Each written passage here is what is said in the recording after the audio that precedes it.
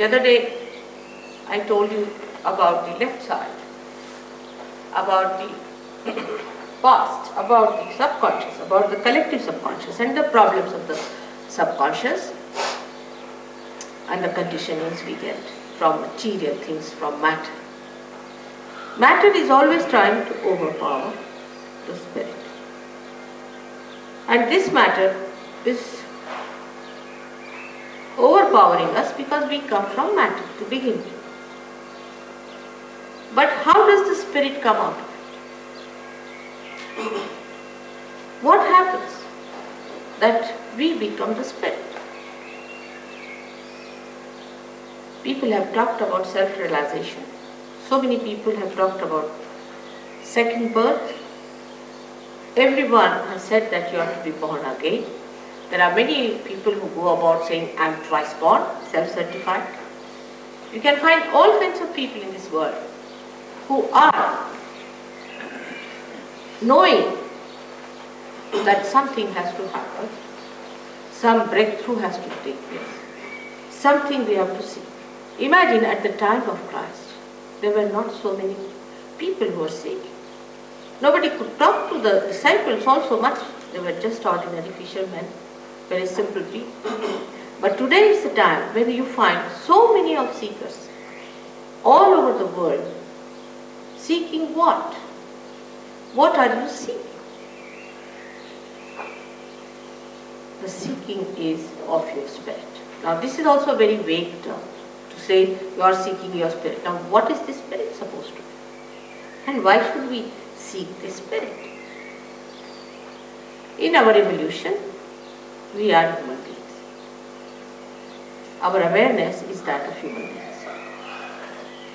And this awareness of human beings is not the ultimate. If it was, we would not have been seeking. It's not the end of it. We have to reach at a point where something more has to happen. Now how do we approach the subject logically? In our evolution, what has happened to us? We were animals, from there we became human beings. What is so special about human beings compared to animals? In the awareness of man, there is a new dimension. For example, you can take a horse to a dirty lane, he doesn't feel anything, the dirt or filth or beauty, colors, nothing. Makes no difference. But if you take a human being through a dirty lane or a dirty house, immediately he understands, he doesn't like it. So what has come into us is nothing but in our awareness, a new dimension compared to animals. Or we can say in very scientific way is that in our central nervous system, we have developed a new awareness. Whatever is in our central nervous system, we are master of that. Supposing I feel this is hot, everybody will feel this is hot. If I say this is the color of this particular bird, everybody will say the same. So whatever is the awareness of one human being, awareness, I am saying, not the myth, not the hallucination, but the reality, as far as his organs are concerned, sensory organs are concerned, is just the same. A person who feels hot does not say that he feels cold. Not the other one will come and say it is cold. They all will say it is hot. So, one thing is there, the truth is one, it cannot be two. And that whatever has to happen now in our evolution has to be in our awareness. Like a fish became a turtle. If a fish became a turtle, what happened to him? It is in the awareness of the turtle, it started feeling the Mother Earth. It lost something that fish had and it started feeling something. In the same way, in our evolution, if something has to happen, we have to be something more in awareness, more dynamic. For this, we can take help from the writings of so many people. For example, we can consider Jung as one of them who has talked about. Jung has said,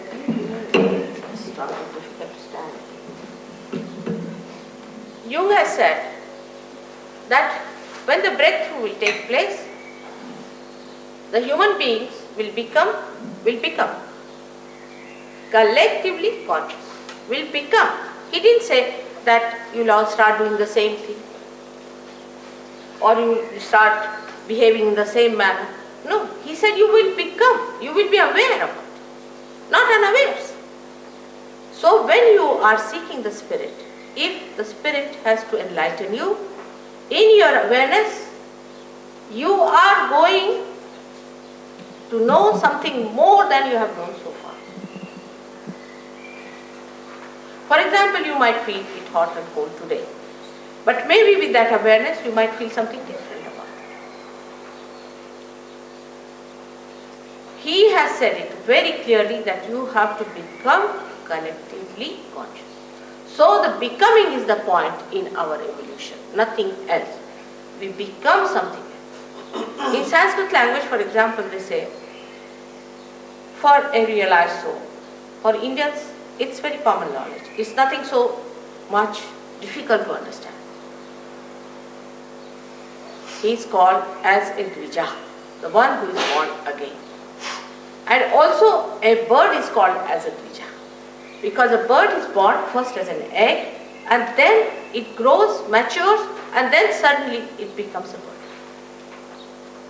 And that is the parallel of realization.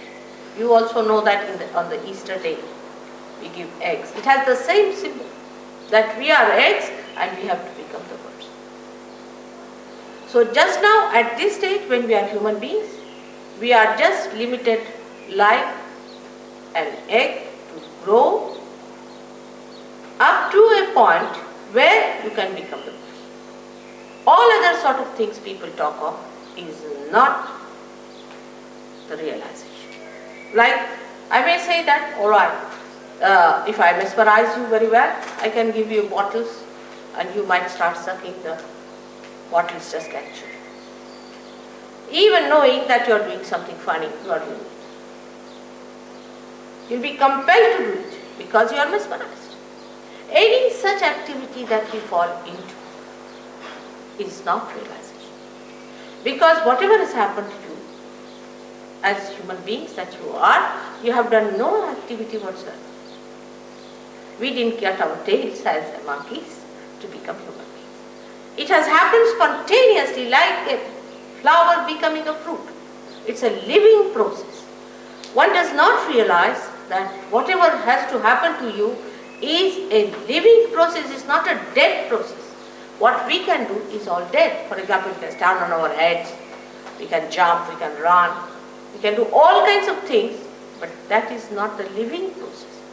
The living process is when you become something, and that becoming must be asked by all honest seekers.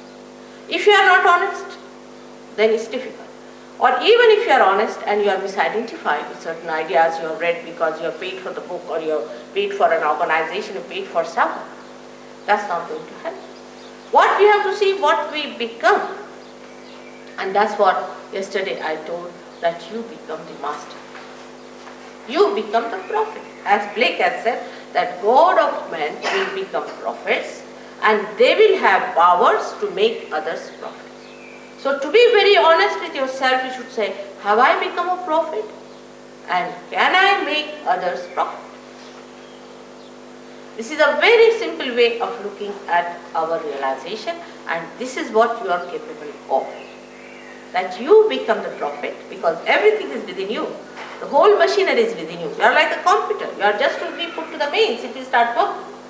You have to just become that. And if you do not become that, then all other things, forming an organization and any such thing, is of no use, is of no value, is all, I can say, misguidance.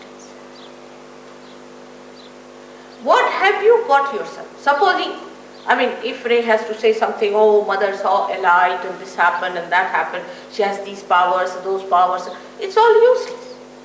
What is it to you? I may be the king of anything, so what does it matter to you? What has become of you is the important thing, and for that becoming, if I say there is everything placed within you, I have to prove it, that's all. This knowledge is not unknown to us, actually. It's all being described from the time of Moses, like he says the tree of fire. Now what is the tree of fire? Nobody knows. They just say there was tree of fire. But if you see the Kundalini completely enlightened, if you can see, it really looks like a tree of fire. And then it is said also in the Bible that I will appear before you like tongues of flames. Now what is that? No one explains, nobody knows. These tongues of flames are nothing but these centers, when they are enlightened, you see them just like tongues of flames. But you need not see them, because when you are outside the pavilion, you can see the pavilion. When you are inside, you don't see, you just see the hall. And that is why one should understand that it is not what we think should happen, but it is what will happen actually we should accept. So first we should get rid of our misidentifications with our ideas. That this will happen, that will happen, and this should happen, I should see a light, I should fly in the air. There are many people who are paying money to fly in the air. It's absurd. Why do you want to fly in the air? I don't understand. They are paying much more money than they can for that, than they would have to pay to go around the whole world. I really tell you, by plane, if you travel, it won't be so expensive as you are paying for this flying business, this flying squad business. And what is that? We have to understand. What is that? When we go for this flying, what are we getting into? And this method of mesmerism is so subtle that you cannot understand. You just go on into it. Like the same flying squad business. We had a gentleman who was the director of the academy, down with epilepsy, his wife down with epilepsy, the child down with epilepsy. And they all came down to me, they lost their houses, they lost everything, penniless.